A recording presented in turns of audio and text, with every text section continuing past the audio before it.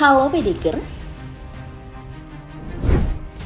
Pangkalan Utama Angkatan Laut atau sering disingkat Lantamal merupakan pangkalan militer TNI Angkatan Laut yang berada di bawah Komando Armada Republik Indonesia.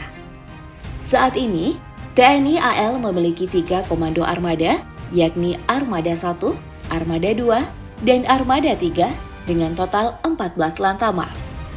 Di antara pangkalan tersebut, sebagian merupakan terbesar di Indonesia. Tak hanya di Indonesia, saat ini negara tetangga juga sedang membangun pangkalan militernya di wilayah Laut 4 atau Mawila 4. Lantas, seperti apa pangkalan militer Indonesia dan Malaysia ini? Mari kita bongkar.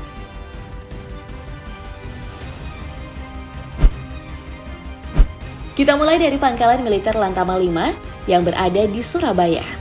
Lantamal 5 sendiri merupakan pangkalan militer TNI Angkatan Laut yang terbesar di Indonesia.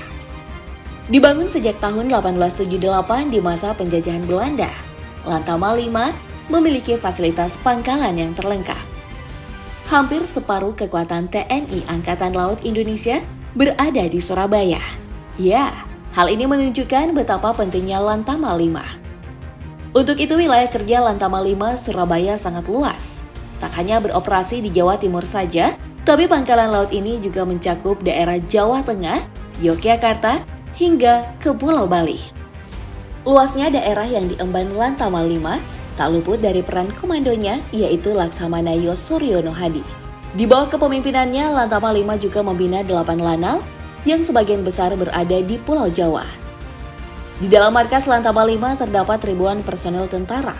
Pangkalan militer Angkatan Laut ini bagian dari Komando Armada 2. Selain itu, pangkalan laut terbesar ini memiliki banyak kapal perang dan kapal landasan bagi pesawat jet atau helikopter. Nah, di sini juga terdapat beberapa alutsista seperti satuan kapal eskorta yang terdiri dari kapal kelas frigate dan korvet. Kapal ini memiliki kemampuan berperang di atas air, di bawah air, dan di udara. Untuk alutsista di dalam perairan, Lantamal 5 mempunyai satuan kapal selam dengan kemampuan hebat di bawah air, di atas air, dan memiliki pengintaian taktis yang strategis. Selain satuan kapal selam, juga ada satuan kapal amfibi kelas LPD dan LAST, satuan kapal cepat, satuan kapal ranjau, satuan kapal bantu, dan satuan komando pasukan kata. Wow, keren ya Pedigers!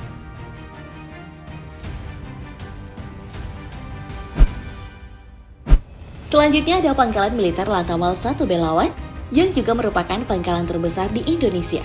Pangkalan ini didirikan bersama-sama dengan Lantamal 5 Surabaya. Sejak zaman penjajahan Belanda tahun 1878, sesuai yang tertulis pada Gedung Sambu atau Gedung Gajah Mada. Pangkalan ini digunakan oleh Belanda sebagai pangkalan angkatan laut. Sesuai dengan hasil persetujuan KMB, maka tanggal 28 Desember 1949, pangkalan Angkatan Laut ini diserahkan Koninklijke Marine kepada TNI Angkatan Laut. Penyerahannya dilakukan oleh Komandan Militer Komandor Bekrenvikers kepada Kepala Staf Angkatan Laut Kolonel R. Subijakto dalam sebuah upacara militer di Dermaga Ujung, Surabaya. Peristiwa tersebut merupakan awal dari pembentukan pangkalan TNI AL di Surabaya. Lantamal 1 sendiri mempunyai tugas pokok untuk melaksanakan pembinaan kekuatan dan kemampuan guna menyelenggarakan dukungan logistik maupun administrasi. Sementara satuan kapal patroli yang biasa berpangkalan di Lantamal 1 antara lain KRI Seliman 848, KRI Sigalu 857, KRI Siada 862, KRI Karota 872, KRI Boa 807, KRI Viver 820, KRI Tarihu 829, KAL Bireun 1, KAL Pulau Siba 1. Berikutnya, dari pangkalan militer Ranai di Natuna. Ya, maraknya terjadi konflik di perairan Natuna antara Indonesia dan China yang terus berlanjut. Maka pihak negara kita telah membangun pangkalan militer terpadu yang telah diresmikan pada tahun 2021 lalu di sana. Adanya pangkalan militer Ranai ini diharapkan dapat memukul mundur kapal perang dari China yang masih ngotot masuk dan ingin menguasai laut NKRI. Untuk itu, pangkalan militer di Natuna ini dilengkapi berbagai alutsista. Pihak Indonesia dan Jepang bekerja sama dalam memperkuat keamanan.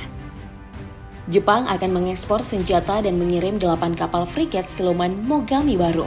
Kapal-kapal itu dikenal dengan nama 30FFM, 30FF, 30DX, dan 30DEX. Mereka adalah frigat mutakhir multiperan pertama yang dibangun oleh Mitsubishi Heavy Industries dan Mitsui Engineering dan Shipbuilding di galangan kapal Nagasaki dan Tamano. Sisa 4 kapal canggih lagi nih.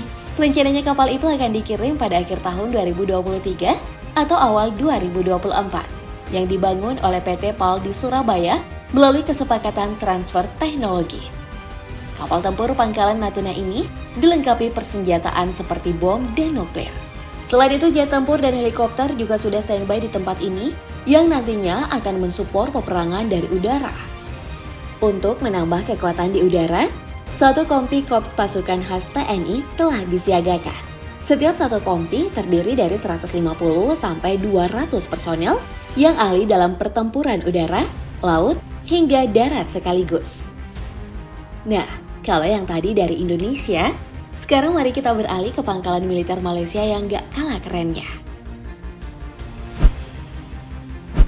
Selain pangkalan militer Indonesia di Natuna, rupa-rupanya kini Malaysia juga sedang memperkuat pos terdepan mereka di dekat Laut China Selatan. Jika berita sehari sebelumnya negeri Jiran melayangkan nota protes keras ke Bapak Xi Jinping, awal pekan kemarin, Malaysia juga dikabarkan memanggil Duta Besar China untuk Kuala Lumpur. Ketegangan adalah akibat ulah kapal-kapal Beijing yang mengacau perairan di Laut China Selatan yang masih zona ekonomi eksklusif Malaysia. Perdana Menteri Malaysia Ismail Sabri Yaakob juga semakin geram karena negara Malaysia tak akan berkompromi dengan siapapun yang berusaha mengganggu kedaulatan Malaysia. Kini Tentara Laut Diraja Malaysia akan membangun markas militernya di wilayah Laut 4 atau Mawila 4 sebagai bentuk pertahanan negeri jiran tersebut dari kegiatan ilegal negara lain. Markas militer wilayah laut akan berada di wilayah Malaysia Timur, tepatnya di wilayah Bintulu Sarawak atau di utara Pulau Kalimantan. Markas militer ini nantinya juga akan menjadi tempat pemusatan operasi maritim di Laut China Selatan dan banyak yang mengklaim bahwa hal ini sudah lama direncanakan. Nantinya di markas militer ini bakal dilengkapi dengan peralatan tempur sebagai upaya mengantisipasi dari ancaman asing. Ada beberapa divisi pasukan tempur yang juga bakal ditempatkan di sana. Di antaranya yakni Divisi Pertama Infanteri Malaysia di Sarawak, Divisi Kelima Infanteri Malaysia di Sabah, dan Brigade ke-13 Infanteri Malaysia yang berpangkalan di Felda Sahabat dan Lahad Datu. Bagaimana tanggapan kalian soal markas baru Malaysia ini, Bedikers?